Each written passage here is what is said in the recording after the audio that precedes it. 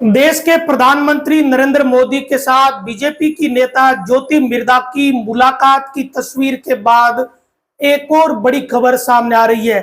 कल भारतीय जनता पार्टी की एक अहम बैठक नागौर के खिंवसर में हो रही है। खिंवसर के आगामी उपचुनावों को लेकर फीडबैक लिया जाएगा। कल बीजेपी से जुड़े हुए दो बड़े कार्यक्रम में पहला कार्यक्रम प्रदेश के मुख्यमंत्री भजन लाल का मेड़ता सिटी में है, जहां वो मीरा महोत्सव का झंडारोहण करेंगे और मीरा महोत्सव के कार्यक्रम का शुभारंभ करेंगे। यही नहीं, मेड़ता सिटी कृषि मंडी प्रांगण में वो एक आम सभा को संबोधित करेंगे। ये कार्यक्रम एक सरकारी कार्यक्रम है, लेकिन जब मुख्यमंत्री किसी जिले में जाते हैं तो उस जिले से जुड़ी हुई राजनीतिक गतिविधियों का फीडबैक जरूर लेते हैं। मुख्यमंत्री के मेड़ता के कार्यक्रम में बीजेपी के तमाम विधायक, कई मंत्री, बीजेपी की प्रदेश उपाध्यक्ष ज्योति मिर्धा वे हारे हुए प्रत्याशी मौजूद रहेंगे। इसके बाद दूसरा जो महत्वपूर्ण कार्यक्रम है वो प्रभारी मंत्री का है। प्रभारी मंत्री कन्हैयालाल चौधरी कल दोपहर बाद 3 बजे बाद खिंवसर के लालावास मंदिर में बीजेपी कार्यकर्ताओं की एक अहम बैठक लेंगे। ये बैठक कोई साधारण बैठक या साधारण फीडबैक नहीं है। आगामी समय में खिंवसर में जो उपचुनाव प्रस्तावित है उसे लेकर कार्यकर्ताओं से फीडबैक लिया जाएगा कि किस प्रत्याशी पर दांव खेला जाए। तो बड़ा ही महत्वपूर्ण कार्यक्रम या महत्वपूर्ण बैठक कल बीजेपी की खिंवसर में है। बीजेपी काफी समय से उपचुनावों की तैयारियों में जुटी हुई है। बीजेपी की कोशिश यह है कि जो 5 सीटों पर उपचुनाव होने हैं उनमें से कोई ना कोई सीट जीती जाए। विशेषकर बीजेपी का ज्यादा जोर खिंवसर व झुंझुनू पर है। दोनों जगहों पर बीजेपी पिछले विधानसभा चुनाव में कंटेस्ट मुकाबले में हारी थी। इसी कारण बीजेपी को यहां उम्मीद दिखती है, लेकिन नागौर के खिंवसर में बीजेपी का मुकाबला सीधा सीधा है हनुमान बेनीवाल से। यह है कल की सियासी चर्चा। लेकिन राजस्थान की सियासत में सबसे बड़ी चर्चा इस वक्त इस बात की हो रही है कि क्या ज्योति मिर्धा राज्यसभा की संभावित दावेदार बन चुकी है।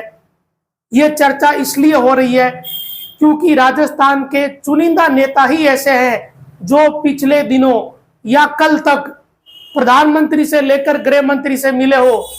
उसमें सीपी जोशी, सीएम भजन लाल जैसे नेता शामिल है।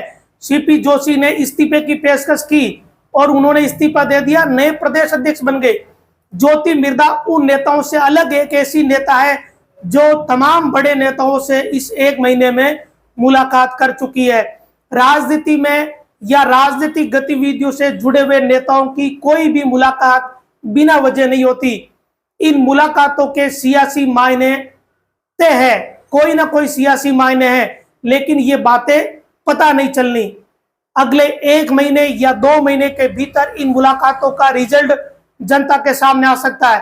तभी जाकर ये पता चलेगा कि उन मुलाकातों का मतलब क्या था या उन मुलाकातों में क्या चर्चा हुई होगी। खबर यह है कि 25 मिनट से ज्यादा समय तक ये मुलाकात हुई, करीब 25 से 27 मिनट। सोचिए कि 25 से 27 मिनट देश के प्रधानमंत्री से अगर संभावित मुलाकात हुई है तो कोई ना कोई बड़ी बात जरूर हुई होगी। 25 मिनट तक लगातार बातचीत का समय एक लंबा समय होता है। जाहिर तौर पर इस मुलाकात के दौरान नागौर से लेकर राजस्थान भर की चर्चा हुई होगी, या फिर हरियाणा में आगामी समय में चुनाव है उसे लेकर भी कोई फीडबैक या चर्चा रही होगी।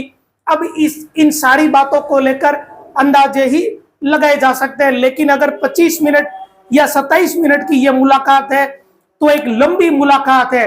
आमतौर पर बड़े नेता, मुख्यमंत्री स्तर के जो नेता होते हैं उन्हें मुश्किल से 40 मिनट तक का समय प्रधानमंत्री दे पाते हैं, क्योंकि पीएम के कार्यक्रम, बहुत सारे कार्यक्रम एक दिन के प्रधानमंत्री के होते हैं।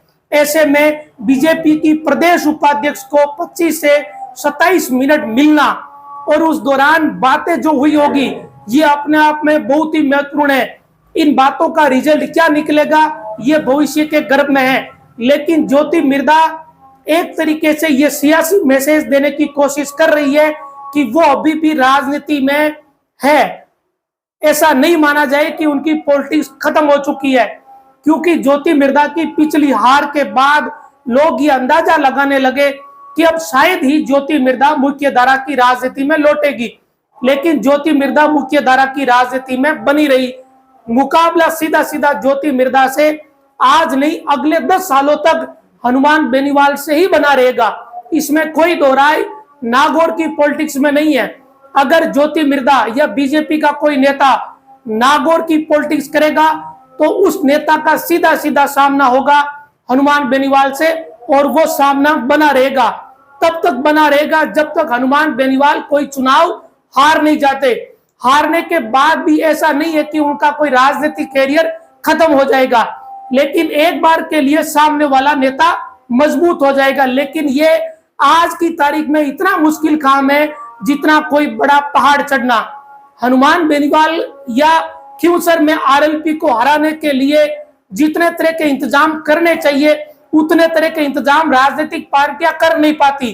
कारण ये कि क्यूसर के वोटरों की मनोदशा, उन वोटरों का माइंडसेट अलग तरह का है। वो अपने नजरिए से सोचते हैं। क्यूसर के मुद्दे अलग तरह के हैं।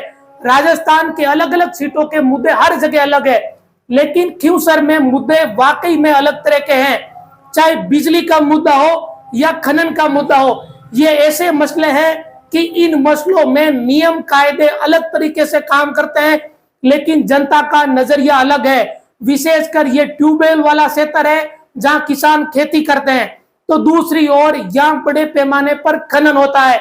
इन मामलों में नेताओं के फोन कॉल, अधिकारियों को मनाना और लोगों के काम करना बेहद जरूरी है।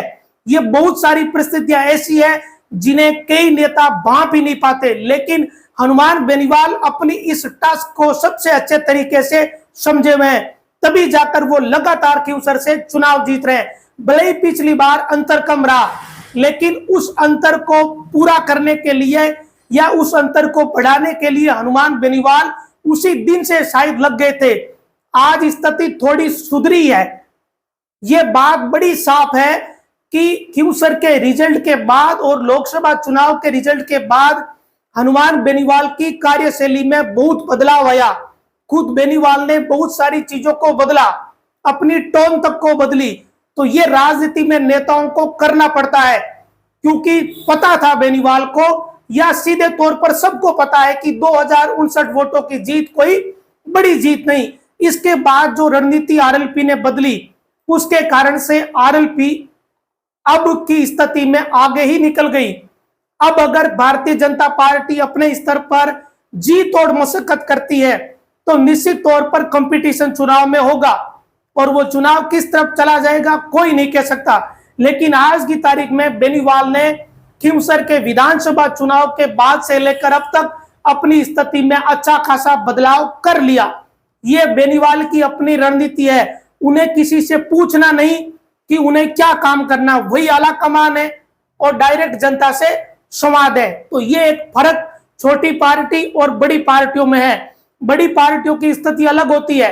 प्रभारी मंत्री कल आएंगे, वो फीडबैक लेंगे, अलग अलग नेता उन्हें बताएंगे कि किसे टिकट देनी चाहिए, किसे नहीं देनी चाहिए, किस नेता का क्या पॉजिटिव पक्ष है, किस नेता का क्या नेगेटिव पक्ष है। ये तमाम तरह के फीडबैक लेने के बाद प्रभारी मंत्री संगठन और सरकार को रिपोर्ट करेंगे। उसके बाद क्यूसर का प्रत्याशी तय होगा। तो बड़ी पार्टियों की बहुत चुनौतियां होती है, लेकिन ज्योति मिर्धा की ये मुलाकातें क्यूसर के चुनाव को लेकर कतई नहीं है। इस बात को अगर कोई मानता है कि ज्योति मिर्धा की ये मुलाकातें क्यूसर के उपचुनाव को लेकर है, तो फिर उस व्यक्ति की राजनीतिक समझ अभी नहीं बढ़ी है। प्रधानमंत्री, गृह मंत्री, महामहिम उपराष्ट्रपति और बीजेपी के राष्ट्रीय अध्यक्ष से मुलाकात किसी एक विधानसभा सीट के लिए कोई नहीं करता, क्योंकि उपचुनावों का मसला सीधा सीधा राजस्थान के बीजेपी संगठन से जुड़ा हुआ है, ना कि बीजेपी के राष्ट्रीय संगठन से जुड़ा हुआ। अगर कोई बीजेपी का नेता राजस्थान से जुड़ा हुआ बीजेपी के राष्ट्रीय नेताओं से मुलाकात कर रहा है, तो फिर जाहिर तौर पर मसला बड़ा है। इस बात को आज कई लोग नहीं समझ सकते, लेकिन भविष्य में जब कोई इसका रिजल्ट आएगा तो समझ आएंगे। ये उपचुनावों का मसला नहीं है। क्यूसर के उपचुनाव को लेकर ज्योति मिर्धा या बीजेपी के राजस्थान के किसी नेता को प्रधानमंत्री से मुलाकात की जरूरत नहीं है। इसके लिए राजस्थान में जो बीजेपी का संगठन है वो पर्याप्त क्षमता रखता है, वो निर्णय लेने में सक्षम है। खुद ज्योति मिर्धा तो प्रदेश उपाध्यक्ष है, वो निर्णय लेने वाले उन लोगों में शामिल है। ऐसे में इन चुनावों के लिए, क्यूंसर के उपचुनाव के लिए अगर कोई सोचता है कि ज्योति मिर्धा ने इन नेताओं से मुलाकात की होगी तो वो गलत सोच रहे हैं। इन मुलाकातों के मायने अलग है। हो सकता है कि सितंबर के राज्यसभा चुनाव को लेकर ये मुलाकात हुई होगी, अंदाजे ही लगाए जा सकते हैं। हो सकता है कि भविष्य में ज्योति मिर्धा को कोई बड़ी जिम्मेदारी मिलती हुई देखें। इसके पीछे के कई तरह के कारण हैं। लोकसभा चुनाव का जो रिजल्ट आया, राजस्थान व यूपी में जिस तरीके से वोटरों ने वोट डाले, कांग्रेस व गठबंधन ने जो कॉम्बिनेशन बनाया जातियों का, उसके बाद बीजेपी जाहिर तौर पर यह सोच रही होगी कि हमें भी कोई ना कोई ऐसा ढांचा तैयार करना पड़ेगा ताकि बड़ी जातियों के वोट मिल सके। एससी एसटी जाट समाज के वोट और बहुत सारे ऐसा वोट बैंक जो इस बार आरक्षण के मुद्दे पर या दूसरे मुद्दों पर कांग्रेस या इंडिया अलायंस की तरफ चला गया, उन्हें साधना बीजेपी के लिए बड़ी चुनौती है। ऐसे में जातीय समीकरण को साधना बड़ा अहम है और इसके लिए कवायद चल रही है यूपी से लेकर राजस्थान तक। आज की तारीख में राजस्थान में भारतीय जनता पार्टी के पास ऐसा कोई बड़ा चेहरा नहीं है जाट समाज का जिसकी एक व्यापक अपील हो। बहुत सारे नेता है जो अपने विधानसभा क्षेत्र या अपने जिले तक सीमित है। बीजेपी को एक ऐसा नेता चाहिए जिसकी अपील थोड़ी व्यापक हो, कई जिलों में उसकी अपील का असर हो।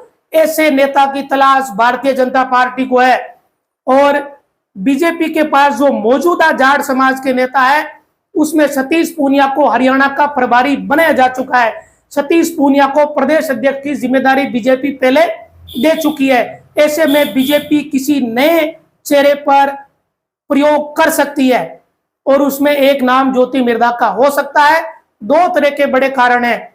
एक तो ज्योति मिर्धा जाट समाज से आती है, दूसरा उस पॉलिटिकली बैकग्राउंड से आती है जिसका लंबा चौड़ा राजनीतिक कैरियर है।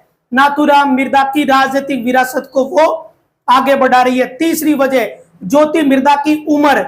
भारतीय जनता पार्टी में 50 से लेकर 55-60 साल तक के नेताओं को बड़ा महत्व दिया जाता है।